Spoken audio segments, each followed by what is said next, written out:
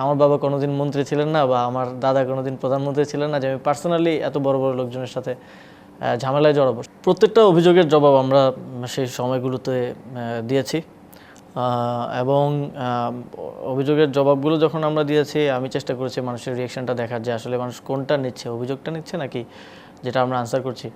এখন মুশকিলটা হচ্ছে এই গণঅভ্যুত্থানে আওয়ামী লীগের পতন হওয়ার কারণে এবং যেহেতু সামনে সারিতে আমরা ছিলাম বা আমি ছিলাম, সেই জায়গা থেকে আওয়ামী লীগের এখানে মিডিয়া এস্টাবলিশমেন্ট থেকে শুরু করে তাদের যত প্ল্যাটফর্ম আছে তারা স্বাভাবিকভাবে আমার বিরুদ্ধে এবং সরকারের দায়িত্ব পালন করতে গিয়ে দেখা গেছে যে পলিসিগত জায়গা থেকে কাজ করতে গিয়ে অনেকের সাথে অনেক সময় বিরোধ তৈরি হয়েছে, যেটা আমি পার্সোনালি হলে কখনো করতাম না।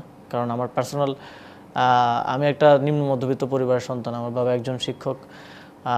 আমার বাবা কোনোদিন মন্ত্রী ছিলেন না বা আমার দাদা কোনোদিন প্রধানমন্ত্রী ছিলেন না যে আমি পার্সোনালি এত বড় বড় লোকজনের সাথে ঝামেলায় জড়াবো। সেটা ছিল একেবারেই পলিসিগত সিদ্ধান্ত, সরকারের সিদ্ধান্ত, যেটা আমাকে বাস্তবায়ন করতে হয়েছে।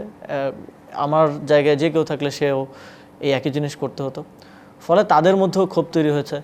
But they have the platforms, মানে যার কাছে একটা টিভি চ্যানেল আছে সে চাইলেই এটা কোটি কোটি মানুষের কাছে সত্য হোক মিথ্য হোক ছড়িয়ে দিতে পারে। কিন্তু আমার সাথে তো এরকম কোনো এস্টাবলিশমেন্টের আসলে সম্পর্ক নাই। হয়তো আমি এখন একটা গুরুত্বপূর্ণ দায়িত্বে আছি, সেজন্য হয়তো এক ধরনের বোঝাপড়া আছে, কিন্তু সেটা দিয়ে তো আর কেউ আমার পক্ষে কিছু বলবে না।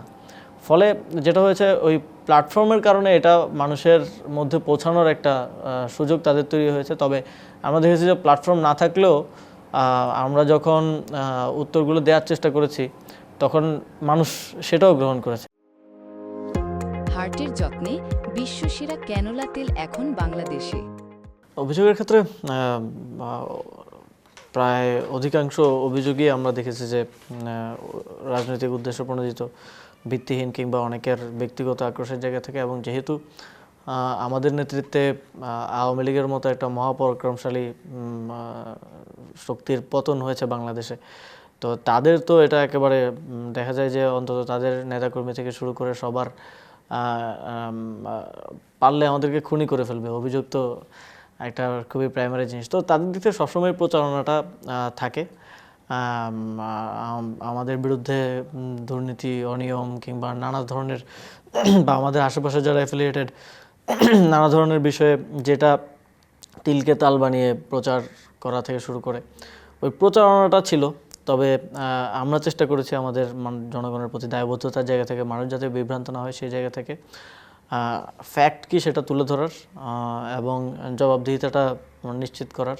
এবং আমরা মনে করি যে অ্যাকাউন্টেবিলিটি খুবই ইম্পর্ট্যান্ট। বাংলাদেশে যে নতুন রাজনীতির কথা আমরা বলি, যে জুলাই গণঅভ্যুত্থানের পরের রাজনীতির কথা বলি, মানুষের মধ্যে সচেতনতা বৃদ্ধি পেয়েছে, মিডল ক্লাস এখন বেশি পলিটিক্স নিয়ে ইন্টারেস্টেড, মানুষ আবার রাজনীতি নিয়ে আগ্রহী হয়ে উঠছে, যেটা ফ্যাসিবাদের সময় ছিল না।